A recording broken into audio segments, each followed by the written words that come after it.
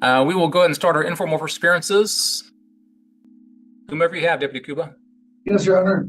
That's going to be Shauna Nickel, Your Honor. Okay. Ms. Nickel.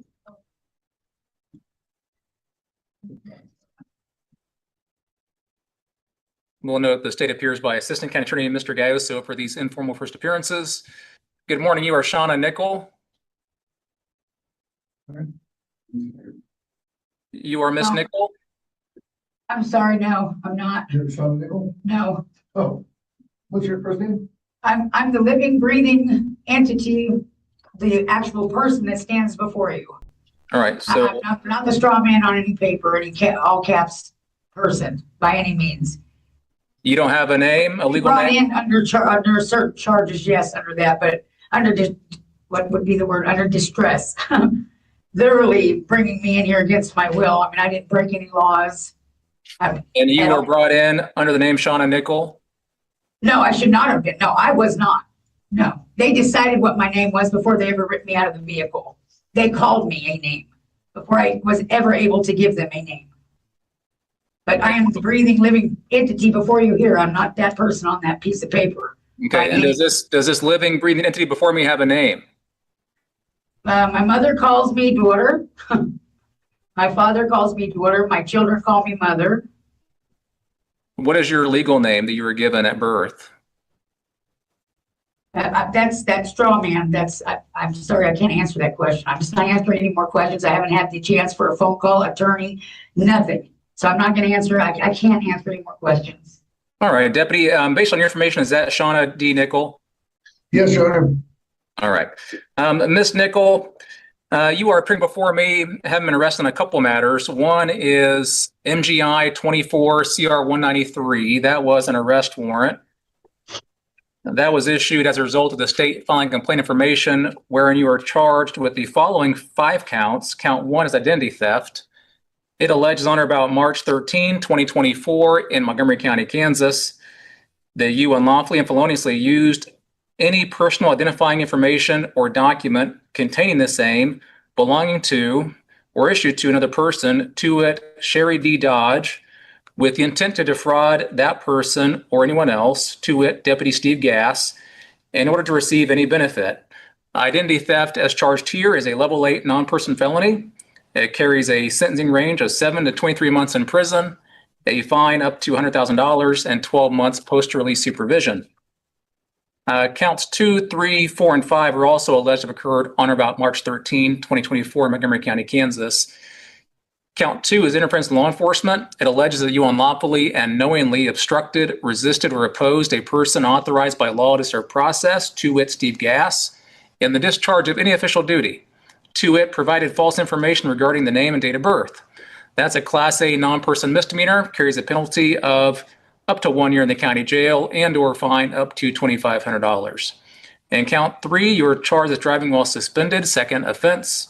It is alleged that you unlawfully operated a motor vehicle on a highway of this state at a time when your privilege to do so was canceled, suspended, or revoked, and that you had previously been convicted of a violation of this section or any ordinance of any city, resolution of any county, or a law of another state that prohibits the acts prohibited by those statutes. Driving while suspended, second offense, carries a penalty of 5 days to a maximum of 12 months in jail, a minimum fine of $100 up to $2,500. In count 4, you are charged with no proof of insurance. It is alleged that you unlawfully operated a motor vehicle upon a highway or upon property open to use by the public and failed to display upon demand evidence of financial security to a law enforcement officer, having been lawfully requested to do so in accordance with provisions of the Automobile Injury Reparations Act. That's a Class B non-person misdemeanor, carries a penalty of up to 6 months in the county jail and or a minimum fine of $300 up to $1,000. And in count 5, you're charged with illegal registration. It is alleged that you unlawfully displayed or caused, permitted to be displayed, or had in your possession any registration receipt, certificate of title, registration license plate, registration decal, accessible parking placard, or accessible parking identification card, knowing this same to be fictitious or to have been canceled, revoked, suspended, or altered. That is an unclassified misdemeanor, carries a penalty of a fine not exceeding $2,500 or imprisonment in the county jail for not less than 30 days, nor more than 6 months, or both such fine and imprisonment. So those are your charges and possible penalties in MGI 24 CR 193, for which you were arrested on that warrant.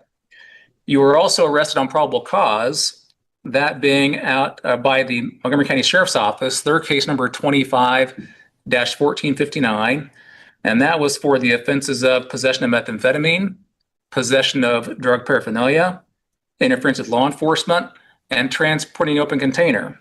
That occurring allegedly on or about December 16 of 2025 in Montgomery County, Kansas. I have found probable cause to support your arrest for that offense. Mr. Gayoso, I have a pre-sentence investigation report for Ms. Nickel from a 2014 case, 14 CR 153. At that time, she had a, criminal history score of H and had a number of traffic infractions, domestic battery, marijuana, disorderly conduct, some DUIs, things of that nature. Do you have any more recent criminal history for Ms. Nickel? I do not, Your Honor. And the arrest warrant that was issued for 24 CR 193, I included a cash surety bond of $5,000.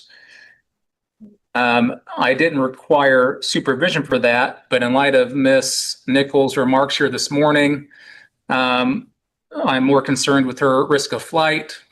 And so I'm inclined to modify the bond and to address a bond to cover this new case as well. So what is the state's bond recommendation? Your Honor, we would request a $7,500 cash or professional surety bond for both cases, and we would also request bond supervision.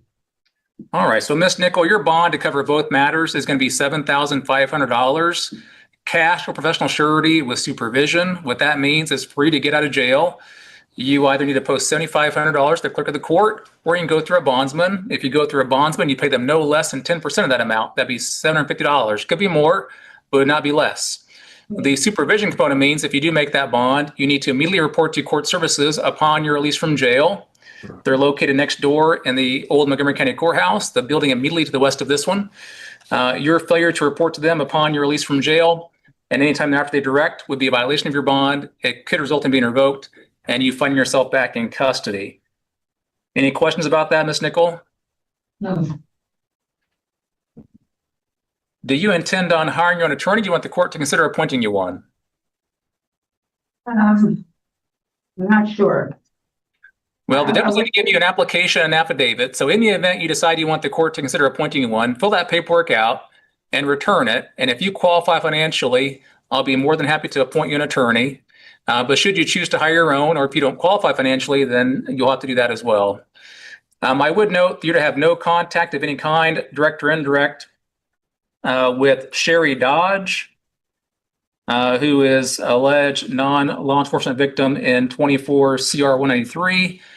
And you're to have no contact of any kind, direct or indirect, with William Schuyler, to whom you were arrested with in the unfiled Montgomery County Sheriff's Office case. If you're to have contact with either of those individuals, directly or indirectly, in any way, shape, or form, that would be a violation of your bond, and it could result in being revoked, and you find yourself back in jail. Any questions about that? No. All right. Your next court date, and I showed this, Mr. Gao, so the 24 CR 193 is a north half case. This unfiled case is a south half case. So when would you like these put on the docket, on north or south half? Your Honor, if you don't mind, just because I believe that you are the assigned judge for the 24 CR 193 case. I am, correct. I don't have an issue in just both cases being assigned to the south half case, if that is okay with the court. All right. So the next court date in, just so there's no confusion for you, Miss Nickel, let's see, there's no court next Thursday. Mr. Gayoso, do you think the charges are going to be on file by the 23rd in this new case? I believe that is appropriate, Your Honor. I know that a complaint has already been prepared. And in speaking with our office, we hope to have it on file this afternoon or tomorrow. So, All right. So, Ms. Nickel, I'm going to set both your cases for hearing on Tuesday, December 23rd at 9 o'clock by Zoom. If you have bonded out and you're not in jail on that date, you either need to make yourself available by Zoom by getting signed on your own with your own device and your own internet connection. Or if you don't want to do that or can't do that, you need to come back here to the Judicial Center, check in at the clerk's window by 9 a.m. on Tuesday, December 23rd. And when your case is called, they'll get you set up on a laptop to participate in that hearing. On that date, you'll find out what you've been formally charged with in this unfiled case. Thereafter, both your cases will be set on my next docket, January 15th at 9 o'clock. And that will be the instructions that will be given to the judge on that day. So for now, you just need to make yourself available to be in court Tuesday, December 23rd at 9 o'clock. If you're still in jail on that day, you'll appear by Zoom from the jail like you did today. Again, if you do bond out, be sure to, one, check in with court services upon your release, and then make yourself available by Zoom on the 23rd, or come here and use our laptop on the 23rd. Any questions about any of that, Ms. Nickel? I don't think so. All right. Thank you for your time. You're free to go today.